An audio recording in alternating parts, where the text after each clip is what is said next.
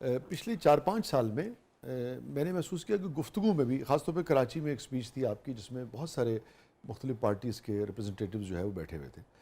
आपका लहजा भी सख्त हुआ है, आवाज़ बुलंद हुई है, ये नहीं था। तो उम्र के इस हिस्से में जैसे होता है कि फ्रस्ट्रेशन सी आती है कि मेरा मुल्क है, मादरे वतन है, और क्या हमने देखा था, क्या सोचा था, क्या छोड़ के हम अब जाने वाले हैं। मेरा ख्याल है कि इंटेंशनल है।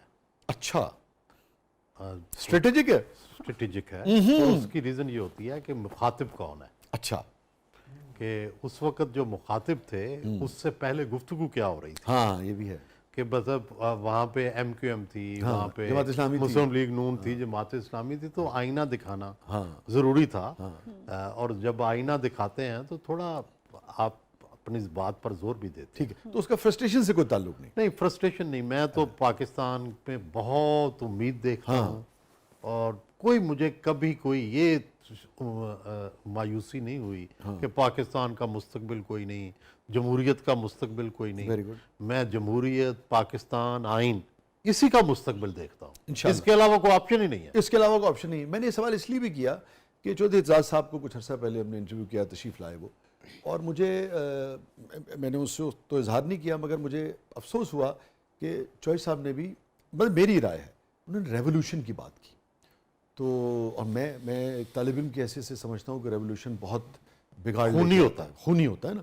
तो मुझे लगा कि एक आदमी जैसे होता है ना कि एवोल्यूशन से होके वो रेवोल्यूशन की तरफ गए, और उनका पॉइंट ऑफ व्यू है, काबिल एहतराम है हमारे लिए। तो मुझे इसलिए लगा कि शायद आप भी और उस उम्र के लोग ये सब सोच रहे हैं, और मायूसी की एक फिजा है। नहीं, मैं तो एक लम्हे के लिए भी नहीं सोचता। देखो, जिस मुल्क में 23 करोड़ लोग रहते हों उसमें मायूसी की क्या बात है। क्यों?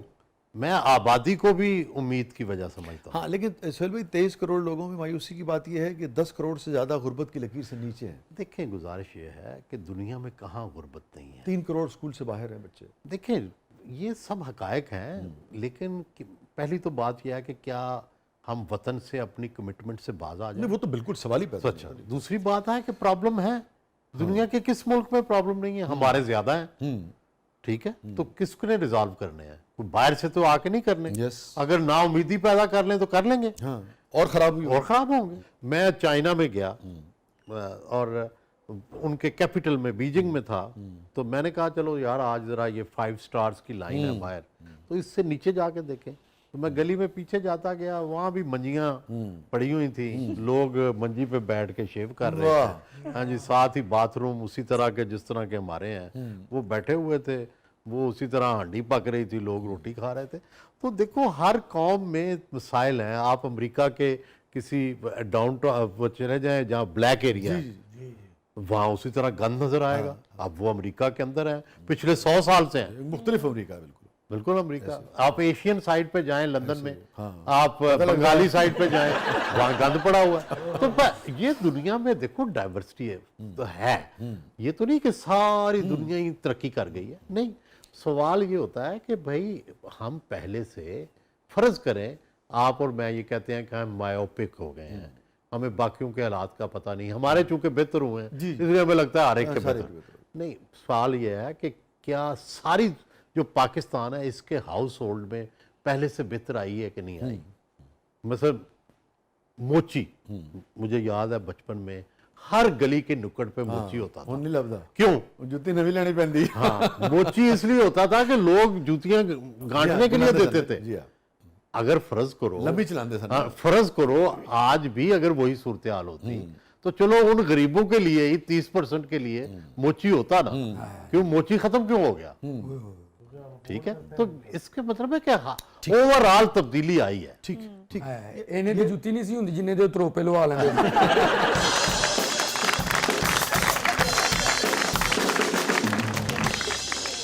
हमारे यहाँ आपको लगता है कि एवोल्यूशन का प्रोसेस ही जारी रहेगा? उसको देख रहे हैं आप कुछ रिफॉर्म्स के हवाले से, या आपको लगता है कि रेवोल्यूशन का, वो रेवोल्यूशन का खतरा है जिसमें ब्लड शेड होता है, जिसमें नुकसान होता है? नहीं, देखिए, खतरा तो हर वक्त रहता है ना कि पता नहीं आगे को क्या होगा। ये तो मुस्तकबिल को तो पढ़ना बड़ा मुश्किल है। हालात ऐसे हैं लेकिन पंजाब का कम अज़ कम मैं ये कह सकता हूँ कि हमारे यहाँ तो पिछले हज़ारों सालों से कोई रेवोल्यूशन नहीं आया, और हमारे यहाँ बुनियादी बात यह है ना कि हम पाकिस्तान की मुक्तदरा का हिस्सा हैं, पंजाबी।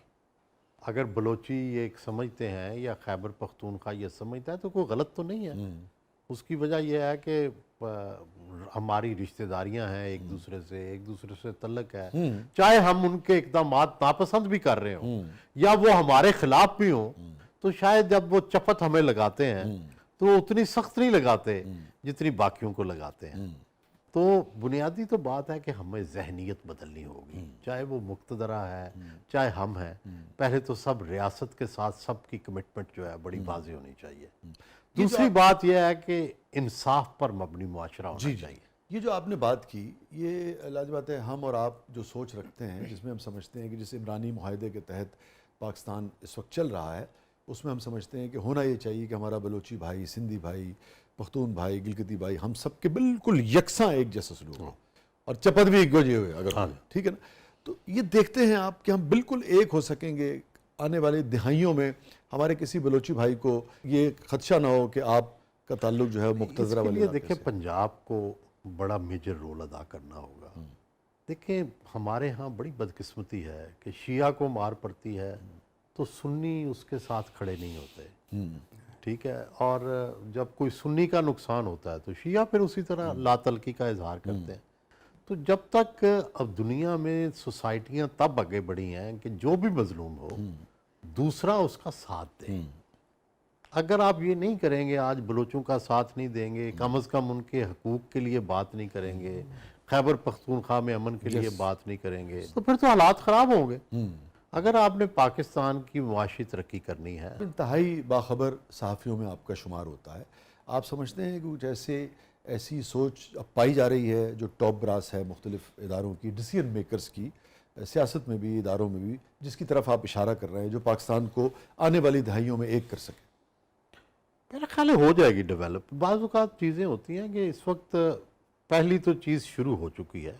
वो पहली चीज़ ये है कि पाकिस्तान की इकॉनमी जो है, जो कि पिछले 20 साल से हम देख रहे थे कि उसके अंदर बहुत ज़वाल आ रहा था, अब इस वक्त सारे फोकस्ड हैं कि इकॉनमी को ठीक करना है। तो इकॉनमी अच्छी होगी तो जाहिर है आप हकूक भी ज़्यादा बेहतर वसाइल होंगे, तो आप में भी बेहतरी होगी, NFC में बेहतरी होगी, फंड्स बेहतर जाएंगे, इख्तियारात मिलेंगे।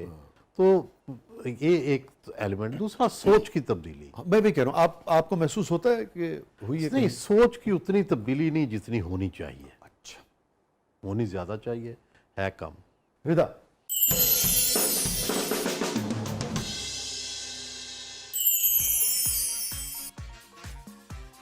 अच्छा ਇਹੋ जी कुड़ी अवामी एक्सप्रेस की टिकट लैके ना तो ग्रीन लाइन च बह जाती होंगी, है तो ट्रेन ही है ना।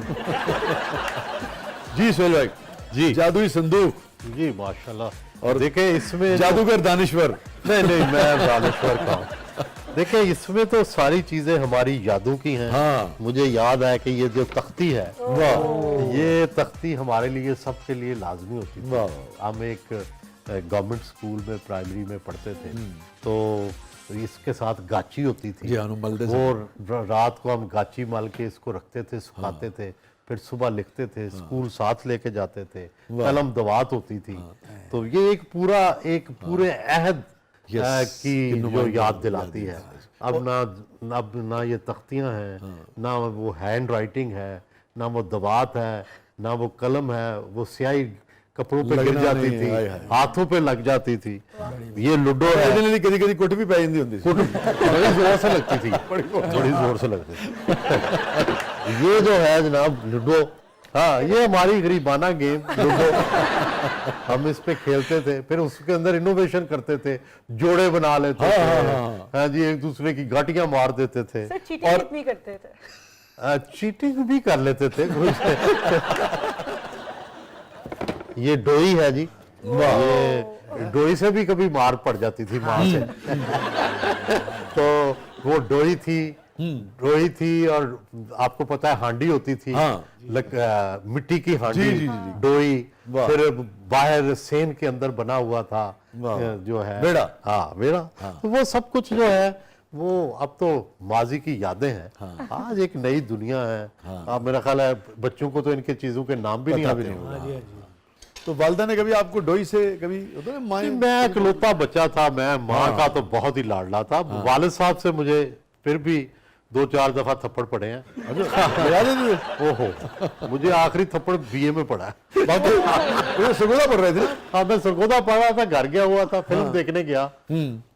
वालिद साहब ने सुबह उठ के सीधा थप्पड़, बड़ा मारा था। यानी आपका भी तो मसला है। मैं की सोच रहा हूँ, मैं सोच रहा हूँ कि वो फिल्म